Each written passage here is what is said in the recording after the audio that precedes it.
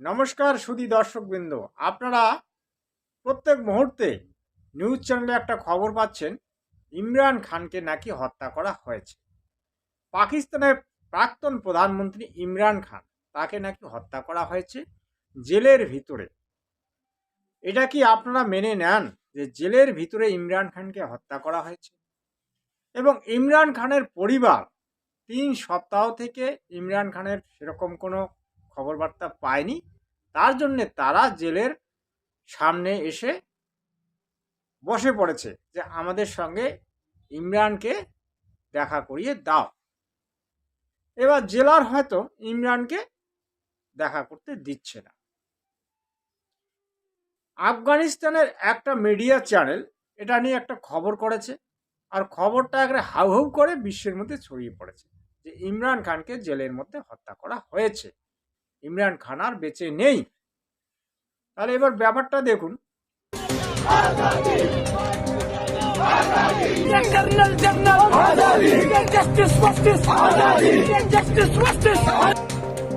पूर्व प्रधानमंत्री इमरान खान को लेकर पाकिस्तान में बवाल मचा हुआ है। इमरान खान की सेहत को लेकर तमाम तरह की अफवाहों का दौर लगातार जारी है। कई सूत्र ये भी दावा कर रहे हैं कि इमरान खान की जेल में मौत हो चुकी है, इसलिए उनके बारे में कोई जानकारी नहीं दी जा रही है। ऐसे में सवाल उठ रहे हैं कि क्या वाकई इमरान खान की मौत हो गई? दरअसल इन अफवाहों का दौर तब शुरू हुआ जब उनकी बहनों ने आरोप लगाया कि जेल प्रशासन उनके भाई से मिलने नहीं दे रहा। इमरान खान की बहनों नौरीन नियाजी, अलीमा खान और डॉक्टर उज़्मा ने दावा किया कि उन्हें 3 हफ्ते से अपने भाई के बारे में कोई जानकारी नहीं दी जा रही है। जेल प्रशासन ने उनको मारपीट करते हुए बाहर निकाल दिया। अफगानी मीडिया की उस रिपोर्ट ने आग में घी डालने का काम किया, जिसमें यह दावा किया गया कि उन्हें हिरासत में मार दिया गया और शव जेल से बाहर ले जाया गया। बहनों के आरोप और इमरान की मौत की अफवाह पाकिस्तान में जैसे ही फैली तो अदियाला जेल के बाहर हजारों लोग जमा हो गए और पूरे देश में हलचल मच गई। रावलपिंडी, पेशावर और कई शहरों में पीटीआई कार्यकर्ताओं ने आपात प्रदर्शन शुरू कर दिए। अफवाहों के बढ़ते दबाव के बीच जेल प्रशासन को आधिकारिक बयान जारी करना पड़ा। अधिकारियों का कहना है कि इमरान खान जेल में पूरी तरह स्वस्थ है और उनकी सुरक्षा को लेकर कोई खतरा नहीं है। प्रशासन ने यह भी स्पष्ट किया कि इमरान को किसी भी दूसरी जगह नहीं ले जाया गया है और सोशल मीडिया पर चल रही खबरें पूरी तरह मनगढ़ंत है। আফগানিস্তানের মিডিয়া খবরটা ছড়িয়ে দিল, হাউ হাউ করে ভারতবর্ষ, বাংলাদেশ, আফগানিস্তান, পাকিস্তান সব জায়গায় ছড়িয়ে পড়ল। কারণ একজন প্রাক্তন প্রধানমন্ত্রী, ব্যাপারটা কিন্তু ছোটোখাটো নয়। তাকে জেলের মধ্যে হত্যা করা হলো, নাকি সে কোনো রোগে মারা গেল, নাকি সে বেঁচে আছে, এখনো কিন্তু অফিসিয়ালি কোনো আপডেট পাওয়া যায়নি। কিন্তু নিউজ চ্যানেলে, সোশ্যাল মিডিয়া এবং প্রত্যেকটা মিডিয়া চ্যানেলে এই খবরটি কিন্তু দিচ্ছে, নিজেদের মতো করে দিচ্ছে। তা আপনার কি মনে হয় যে ওই ইমরান খান মারা গেছে? ইমরান খানকে জেলের মধ্যে তাকে হত্যা করা হয়েছে, এমনটা হয়। জেলের মধ্যে অনেক সময় কয়েদিকে হত্যা করা হয়, অনেক খবর এরকম সঠিক খবর আছে। হ্যাঁ, অনেক সময় দেখা গেল যে বিভিন্ন কারণে তার উপরে টর্চারিং হয়, টর্চারিং হওয়ার পরে দেখা গেল সেই টর্চারিংকে সে সহ্য করতে না পেরে তার জীবনটা সে ত্যাগ করে। অনেক এরকম কয়েদি জেলের মধ্যে মারা যায়। কিন্তু ইমরান খানের মতো লোককে যদি জেলে পিটাই করে মেরে থাকে বা কোনোভাবেই মেরে থাকে, সেটা কিন্তু ইমরানের যে পক্ষ, ইমরান দলের যে, ইমরানের একটা তো দল আছে, ইমরানের দলের লোকেরা কিন্তু এটা সহজে মেনে নিতে পারবে না।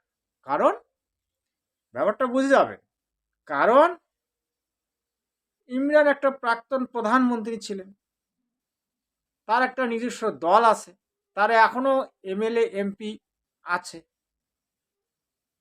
তাহলে তারা অতি সহজে মেনে নেবে না, তারা কেস করবে, কিভাবে মারা গেল, কিভাবে কি হলো, এই ব্যাপারটা তদন্ত হবে। এবার দেখা গেল যে ইমরানের দল আবার পুনরায় পাকিস্তানে গঠিত হয়ে গেল, মানে সরকার গঠন করলো। তারা কিন্তু আবার পুরোপুরি বিচারটা কিন্তু পরবর্তীতে তারা করবে। আপনারা লক্ষ্য করেছেন বাংলাদেশের শেখ মুজিবরকে হত্যা করা হয়েছিল। যখন শেখ হাসিনা প্রধানমন্ত্রী হলেন তখন তিনি তার বিচার করলেন, আসামিদেরকে তিনি শাস্তি দিলেন বিচারের মাধ্যমে। তিনি হত্যা করেননি কাউকে, কিন্তু শাস্তি দিয়েছেন। এই ব্যাপারগুলো কিন্তু বুঝতে হবে। এবার প্রত্যেকটা নিউজে, প্রত্যেকটা সোশ্যাল মিডিয়ার নিউজে খবরগুলি দেখাচ্ছে। এখন আমি যেটা মনে করি, আমার ব্যক্তিগত মতে, যদি ইমরান খানকে হত্যা করা হয় তাহলে কিন্তু ইমরান খানকে তারা জেল থেকে বের করে দেখাবে। আর যদি হত্যা নাও করে থাকে তবুও তারা দেখাবে। কিন্তু মিডিয়ায় দেখা যাচ্ছে, যেগুলো নিউজ মিডিয়া খবর দিচ্ছে, এ পর্যন্ত ইমরান খানকে তারা দেখাচ্ছে না। এখন কি কারণে দেখাচ্ছে? দেখুন, পাকিস্তান এমন একটা রাষ্ট্র যেখানকার 100-র মধ্যে 99টা লোক মিথ্যার আশ্রয় নিয়ে চলে। যে দেশটা আতঙ্কবাদী জন্ম দেয়, যে দেশটা মনুষ্যত্বের কোনো মূল্য নেই, সে দেশটা কি? যেখানে ধর্মের নামে চলছে কি?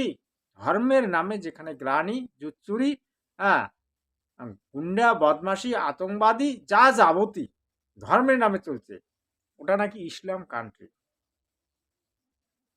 ইসলাম ধর্মকে নিয়ে ওই দেশটা তৈরি হয়েছে। সেই দেশে আজ ইসলাম নেই, ইসলাম গেছে অন্য দেশে। ইসলাম কোন দেশে গেছে? ইসলাম আছে ভারতবর্ষে। কেমন যদি বলেন যে কেমন, এটা কেমন কথা বলেন? হ্যাঁ ভাই, ইসলাম ভারতবর্ষে আছে। ভারতবর্ষের মুসলিমরা এখনো ইসলাম ধর্মকে পবিত্র ধর্ম হিসেবে মানে। তারা 3 বেলা নামাজ পড়ে, 3 বেলা হোক, 4 বেলা হোক, 5 বেলা হোক পড়ে। এখন আল্লাহু আকবারে বলে, আল্লাহ তালায় বলে, যেটাই বলে বলে।